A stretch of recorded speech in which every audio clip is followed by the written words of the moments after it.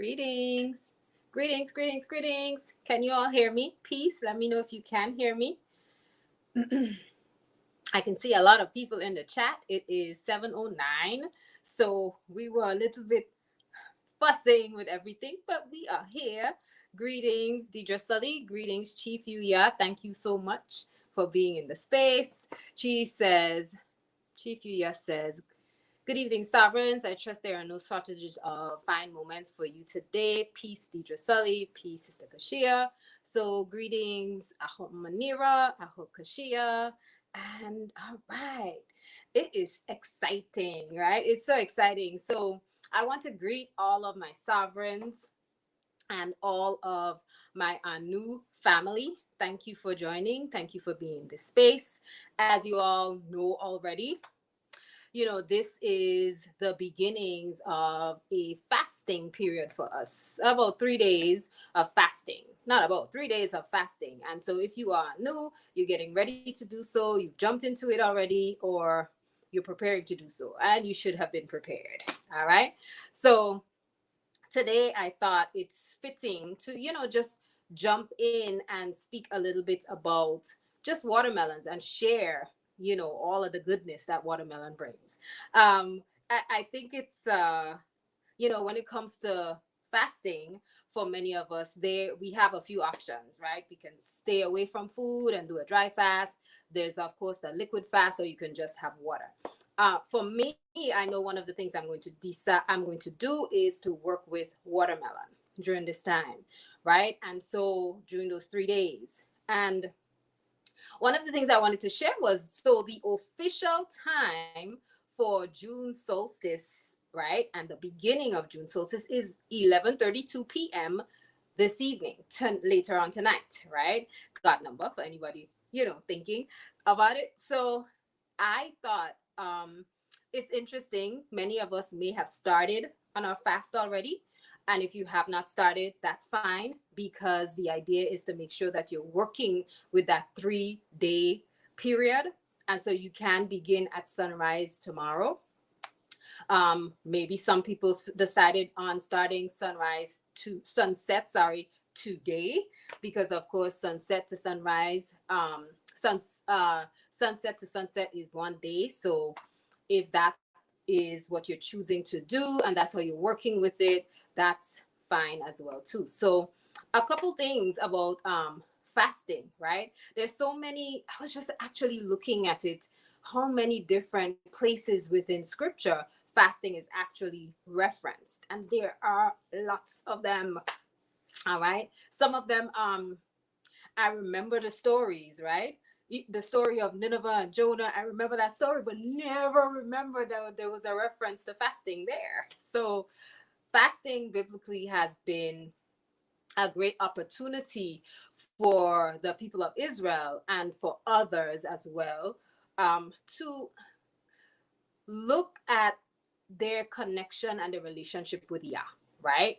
And seek the wisdom of the Most High as well. Some have used it for protection, deliverance, preparation for ministering, right? And preparation for ministry. So, and even in grief, I noticed that's something that I've seen consistently, right? But in this time, we want to make sure that we're using fasting to come closer to the Word of Yah. And substituting food, or not even substituting, because there's no substitute for the Word of Yah, but focusing on the food of the Word of Yah as opposed to physical food, right? But you're probably saying, well, why a watermelon video? Well, so my choice for this fast was to look at a liquid fast, and liquid fasting with watermelon actually helps to soup up and replenish nutrients that would have been lost from, just consuming all sorts and manner of things. But the thing is, it's really hot. And one of the things is your body I know my body overheats sometimes. So a lot actually. So watermelon actually helps to regulate that temperature for me, like how I perceive temperature, right? More importantly. So that is one of the reasons why I selected it, because it's 94% water. But it also, watermelon kind of includes potassium and lycopene as well. Lycopene is one of the things people rave about when they talk about tomatoes, and so red fruits and red foods typically have lycopene. So for those of you who are kind of looking, I have a couple of additional things that I'm going to include in my watermelon cooler today. All right. I have ginger. So this is juice ginger. And the thing about juice ginger, I really take the whole ginger pieces and I soak them. And I think I shared this before. I've soaked them, and I soak them in a little bit of apple cider vinegar, because apple cider vinegar, interestingly, does help to release anything that may be attached to the skin of the roots, fruits, vegetables that we consume. But sometimes you could actually see if there are little, organisms or whatever, you see them detaching from the skin or the surface of the fruit or whatever food, whatever you're using, or soaking. So I use a little bit of that and scrub it off with a brush. And I use the whole thing because the skin of these roots, and even some of the skin of the fruits and veggies that we use, there is a lot of nutrients that we kind of get rid of when we peel them. So I try not to peel the ginger unless it doesn't look too savory. All right, if it doesn't look too savory, we get a swipe, we take a knife or a peeler, and we get rid of the parts that are not pleasing, right?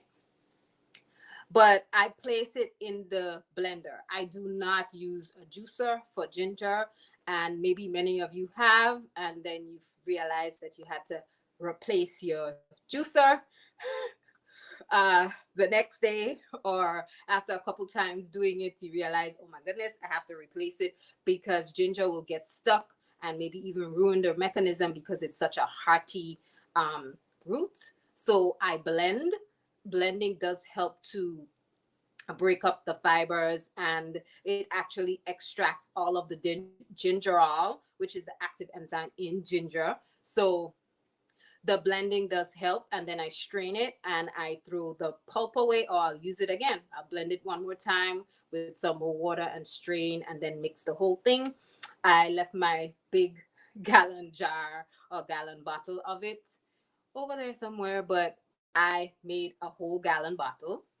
We made a whole gallon bottle of ginger today because it will be utilized as well with the watermelon juice.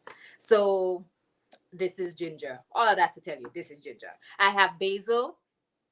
This is fresh basil and aloe. So aloe, I'm gonna hold the aloe in the bowl. You could probably see yellow stains, right? I know some people consume the whole aloe, and there are some people who are of the um, opinion that that yellow bitter piece is good to consume. Some people have an allergic reaction, and they have allergic reactions to that particular um, latex, right? It's a type or form of latex that the aloe gives off once you cut it. Some people cannot consume it. So one of the best ways, I think I shared this before, to get rid of it is to cut off the bottom, the piece of your aloe, and stick the open or cut end into a bowl of water and leave it, let it sit standing up overnight, and the that yellow substance will come be pulled out by the water, and you can use it, the next day, or you can peel, right? So what I did was I peeled. The whole background went dark, but that's I peeled up and removed all of the skin, because I wouldn't want anyone who has an allergic reaction to kind of um, start having reactions to that yellow latex. So removing it is, the skin is very helpful. So one other thing before I blend, and you all hear the blender going, and then like test out the taste combinations. um Watermelon, so watermelon rind can be utilized. Please don't throw it away. You may not. I've been in kitchens with others who actually they soak and scrub the external layer of the watermelon and wash it really clean, and they chop it, and they juice the entire rind, including that green piece on the outside. What I tend to do, because I'm not, even though I soak it, sometimes I'm like, I question it, right? I'll do it with pineapple easily, but with watermelon, I don't know. I always think about, well, where is it sitting? How long has it been sitting there? So I actually peel off a very thin layer of the green, and I leave all of the whites. And so you can juice these. When you juice it, you think that it's sometimes it tends to be white, but I leave a little bit of the flesh on there so that way it juices, and I get a good combination of both the pulp and the rind. The rind is the highest, has a lot of levels of vitamin C as well, and potassium rich. So don't throw it out. Use it. You can blend it as well. So I'm just gonna blend up a combination for you all. What's the first combination you want? Do you want aloe with the ginger or aloe with the basil?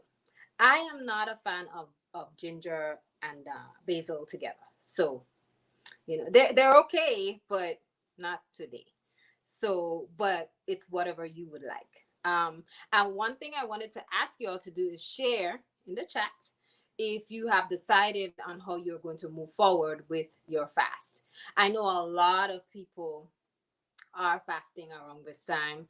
A lot of people acknowledge that shift in the season because it's important to them. Um, and for those of you who are acknowledging that by using a fast to, open up the summer season, so to speak, you know, this is going to be helpful for you. All right. And feel free to respond in the comments and say whether you decided to do dry, liquid, or water.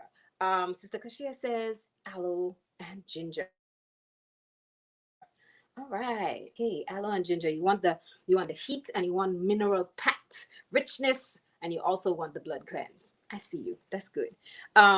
Sister Kashia says her fast she'll be doing a liquid fast, and she wanted to try watermelon this time around. So this is helpful. Awesome. I am glad that this is helpful to you. So, and apart from that, is there anyone who has had a reaction to the that yellow substance, that latex from the aloe? Because I think sometimes we do have reactions to it, but we, you know, probably just tend to think it's just because of the bitterness of the aloe, and not necessarily because we're having an allergic reaction. Some people, I don't even know if some people know that they're having an allergic reaction to it. So just let me know. I'm going to blend up some aloe. I'm going to put the aloe in at the bottom. If you have hardy things, you want to put them at the bottom first. And I am going to add some of the ginger. The ginger is hot, y'all, real hot. Hot, hot, hot, hot, hot. So, excuse me. I also wanted to show you. So I use watermelon with seeds, never watermelon without seeds. Some of these pieces and chunks have the rind on it as well, still. If you have youth and they may not necessarily want to, because I'm blending. So because I'm blending, a lot of the fruit fiber still remains in here. So I'm going to consume all of that. But sometimes youth, they don't like chunky things. Textures can be a problem. So if textures become a problem, you can strain. All right, you can blend and then strain. I know, because it's hard for me to look at it and say, okay, I'm gonna throw away the pulp that I strained. But for youth, you can do it probably, just strain out about a cup or 2 cups, so that way they can have a smooth tasting drink, or a drink without all the little textures that kind of throws them off. I think that's always very helpful. So I'm gonna add my ginger. I'm gonna add all the ginger. One is strong, strong, strong, strong. All right. So I use a very powerful blender, but you don't really need one if you're doing watermelon. All right. And most times, if you're doing watermelon with seeds, any blender tends to chop up the seeds just enough for you to access the nutrient content in the seed as well. Sister Manira says, I will be doing the liquid fast and watermelon is my favorite. So this is right on time. I don't have any adverse reactions to aloe. Okay. What about adding fruit and veggies and other things to your watermelon drink? What are some of your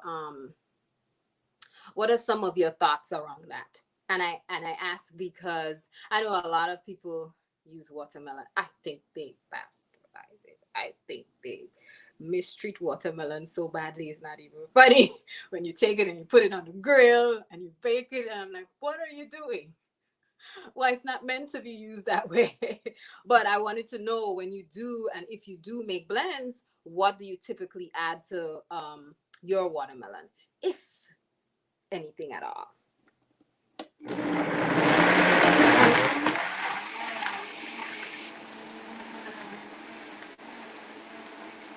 Greetings, greetings, greetings, greetings.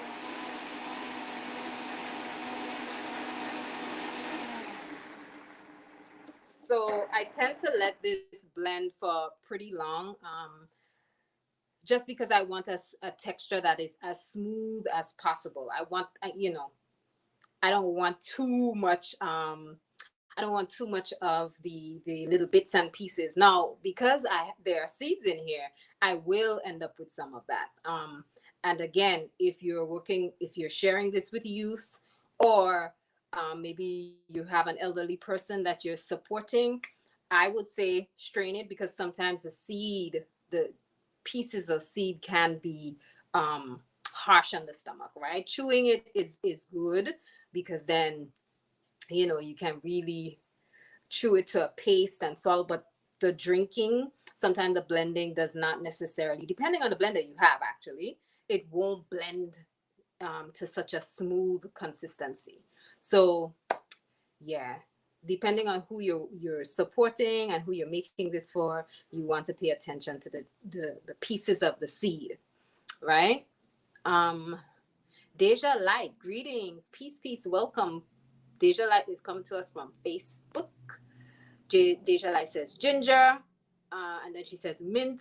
But we added some ginger and aloe to the first one, and I'll do a second with just the watermelon and mint. All right. Sister Manira says cucumber and cilantro goes well with watermelon. These are all, like, they're all of those delicious things that you said. All of those actually help to clean the blood. Cilantro is excellent for cleaning the blood as well. You could use parsley, but cilantro is a delicious combination with cucumber. Very cooling, very cooling, very cooling.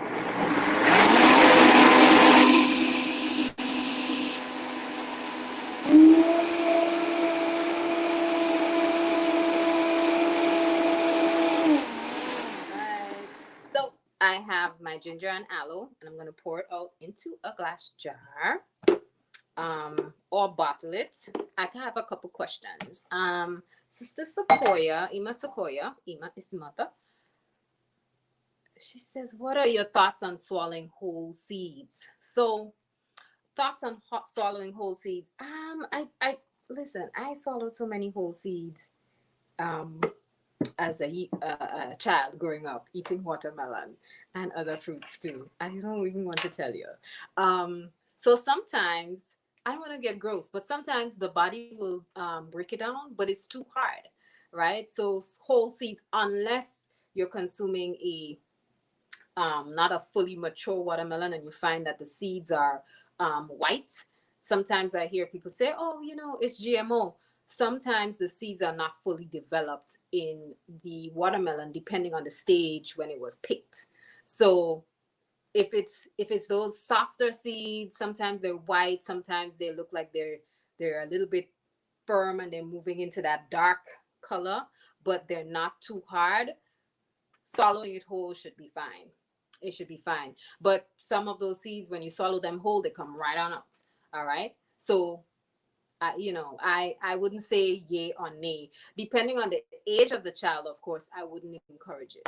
You know, but any child above 7, 8, or 9 can consume the seeds whole, right?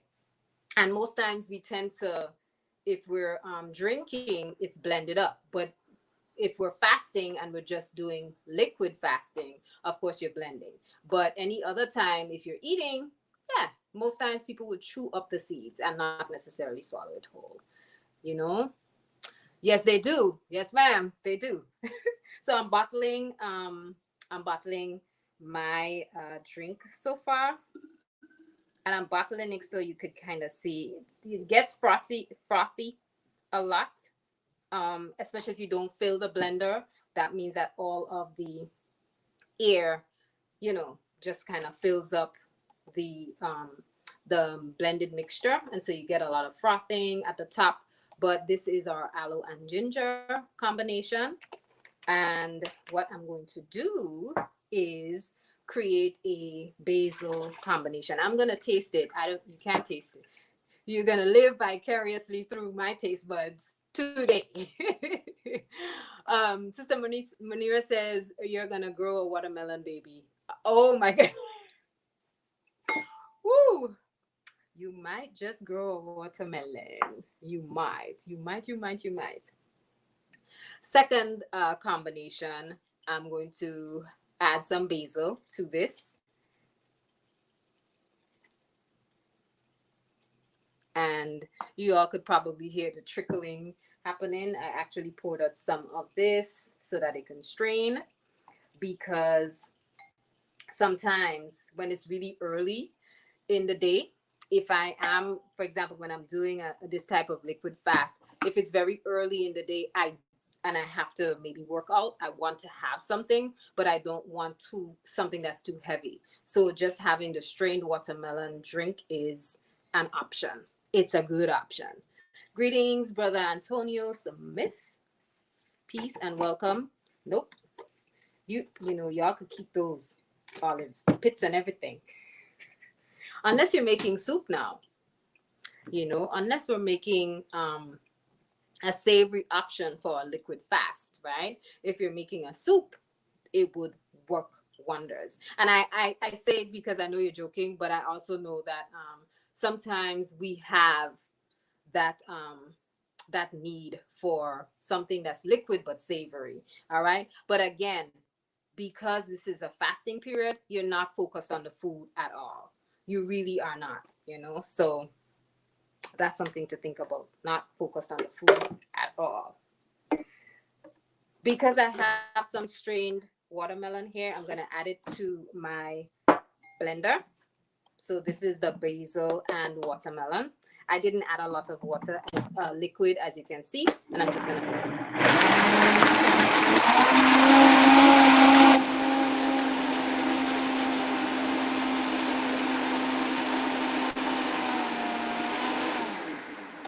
All right, and you don't need to sit through and listen to the blender going, but the again, the combinations that you choose will work differently depending on what you want to include. I know Sister Manira said cucumbers, she likes to add cucumbers. Sometimes it's actually best if you're going to make a huge batch, you can blend all of those up because they're so high in water content.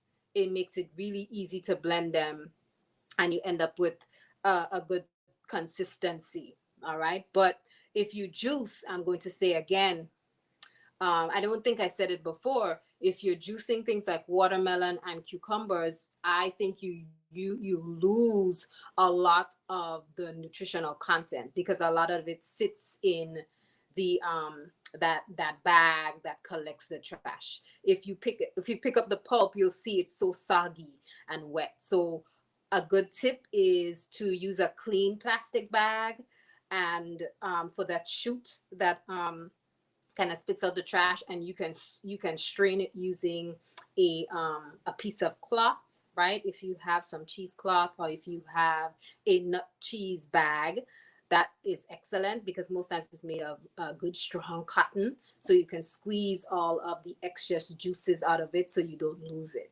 But if not, and you don't want to go through all of that, just blend it and drink. All right, blend and drink. So there's a different, it smells so divine, it smells so good, so good, so good, so good. So again, and notice it's much darker in color, and I didn't let it blend until it's so smooth. But it's much darker in color, and it is done.